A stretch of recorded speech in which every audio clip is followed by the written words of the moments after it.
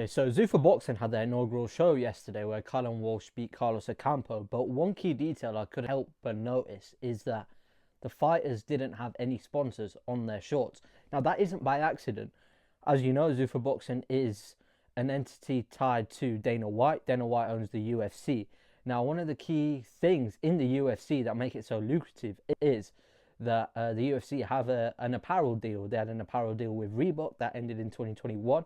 They now have an apparel deal with Venom, which is up until 2029. And that essentially means every single fighter wears Venom clothing. Venom pays some money to the fighters should they win. However, the fighters aren't allowed to display sponsors on their shorts. It's part of the reason why the UFC is such a centralized model. Is this something that we can expect in the upcoming sort of months and years as Zuffa Boxing really starts to get a hold in the sport of boxing?